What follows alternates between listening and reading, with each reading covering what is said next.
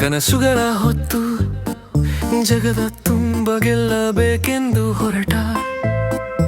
ಆದರೆ ದಾರಿಯಲ್ಲಿ ಕಲ್ಲುಗಳು ಬಿದ್ದಿದ್ದವು. ಬಿದ್ದು ಮೇಲೆದ್ದಾಗಲೇ ಅವನು ನಿಜವಾಗಿ ನಡೆದ.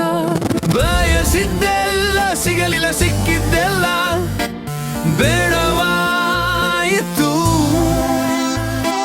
ಪ್ರೀತಿ ಮೋಸ ಮಾಡಿತು, ಗೆಳೆಯರು ದೂರವಾದರು.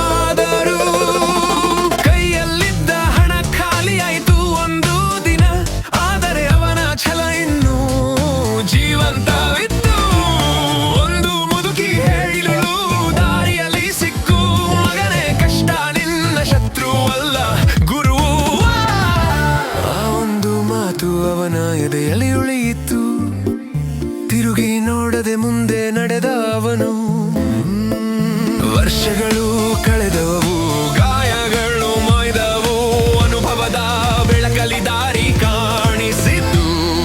ಗೆಲುವು ಬಂತು, ಆದರೆ ಬೇರೆ ರೂಪದಲ್ಲಿ.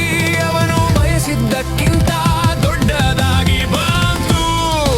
ಇಂದು ಅವನು ಹೇಳುತ್ತಾನೆ ಜಗಕ್ಕೆ